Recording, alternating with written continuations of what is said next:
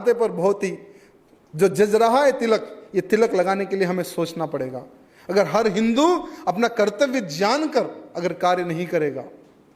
मेरे भाइयों, इस बार की शोभा यात्रा में हमने बिल्कुल ही एक बहुत बड़ी मस्जिद होती है, सिद्धंबर बाजार मस्जिद कहते हैं, हमारे क्षेत्र में बहुत बड़ी मस्जिद है।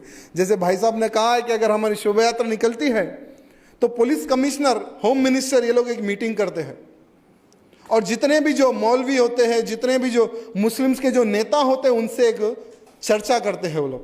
और उनको ये कहा जाता है कि रामनवमी के अवसर पर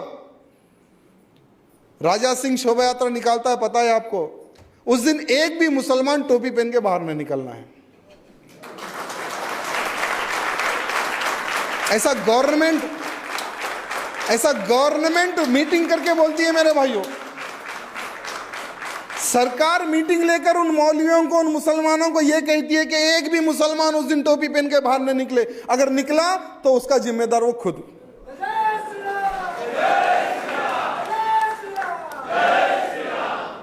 शोभा यात्रा के दौरान जितनी भी जो मस्जिदें होती हैं, बहुत बड़ी बड़ी मस्जिदें होती है, बहुत बड़ी बड़ी मस्जिदें। कभी कभी जैसे 2 साल पहले शुक्रवार के दिन रामनवमी थी, नमाज पढ़ना बंद कर दिए, मस्जिदें खाली हो गई।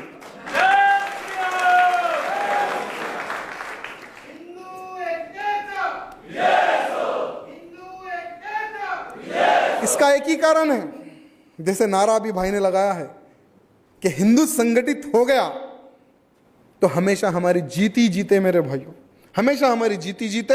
सारी की सारी मस्जिदें ढक दी गई, सारी की सारी मस्जिदें ढकती गई और हर मस्जिदों को लॉक, ताला डालकर सबके सब लोग ओल्ड सिटी में जाकर बैठ गए। ये बहुत बड़ी विजय है मेरे भाइयों, हम सबकी ये बहुत बड़ी विजय है। और खुलेआम जो गौ हत्या होती थी, आज मुसलमान गाय काटने के लिए डर रहा है ओल्ड सिटी में। 7 एमएलए, 1 एमपी और 50 नगर निगम पार्षद उनके, फिर भी उनके मन में एक भय का वातावरण पैदा हुआ है। और वो पैदा सिर्फ एक ही कारण से हुआ है कि वहां का हिंदू नौजवान आज शिवाजी महाराज जैसा खड़े हो चुका है।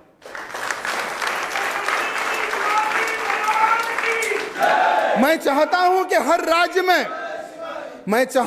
हर राज्य में एक नौजवान की शक्ति का निर्माण हो, हर राज्य में नौजवानों की शक्ति का निर्माण हो। फिर देखिए आपका हर वो संकल्प पूर्ण होगा। ये सत्य है मेरे भाई, क्योंकि इसका जीता जागता उदाहरण मैं खुद हूं। जैसे ये 4था वर्ष है अधिवेशन का, और पिछले 4 वर्षों से मैंने क्या किया है आपके सामने रखा है, और इस बार भी मैंने क्या किया है वो भी आपके सामने रखा है। और इसका उदाहरण आप YouTube पर देख सकते हैं, हर वो कार्य कि हमने किस तरह से सिर्फ 2 कार्यकर्ताओं को लेकर हमने तैयार किया। 2 से 4, 4 से 8, 8 से 12, 12 से लाखों की संख्या में नौजवान आज खड़े हो गए धर्म के प्रति। सिर्फ आपका थोड़ा सा समय का बलिदान देने की आवश्यकता है मेरे भाइयों। थोड़ा सा समय, हर बस्ती बस्ती चले जाओ, हर घर घर चले जाओ, नौजवानों को धर्म के प्रति जागरूक करो, एक संगठन का निर्माण करो, फिर एक कोई ना कोई आयोजन लेकर एक शोभा यात्रा निकालो, एक सभाएं करो, अच्छे अच्छे वक्ताओं को बुलाओ।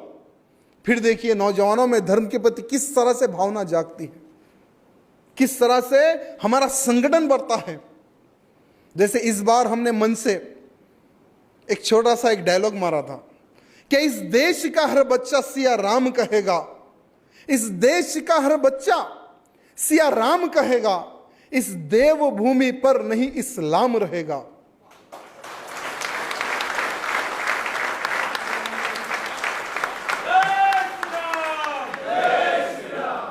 हमारे इस भारत देश में आतंकवादियों के लिए शरण नहीं है, नहीं तो एक एक को गोली मारकर हम भगा देंगे पाकिस्तान।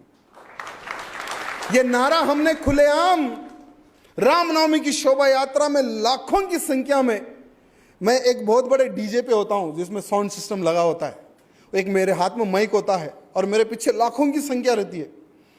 उस डीजे पे ठहर ने खुलेआम ये डायलॉग मारा था और सारे के सारे पुलिस डिपार्टमेंट के लोग मुझे हाथ बता रहे थे कि भैया चुप बैठो। मैं बोला जो करना है कर लो। क्या करेंगे, एक छोटा सा केस लगाएंगे। एवरी रामनवमी पर मेरे भाइयों 5 से 10 केसेस मेरे ऊपर बुक होते हैं, एवरी रामनवमी के लिए। हर रामनवमी पे केस, हर रामनवमी पे केस। क्या होगा, आधा टाइम मेरा ऑफिस पे जाता है तो आधा टाइम मेरा कोर्ट पे जाता है। कोर्ट में भी मैं ऑफिस का ही काम करता हूं, बिल्कुल नजदीक है मेरे घर से कोर्ट, कोई टेंशन नहीं है। मेरे भाइयों, अत्याचार करना उनका काम है, दबाना उनका काम है। अगर हम धर्म के प्रति अगर कुछ करना चाहते हैं तो डरो मत।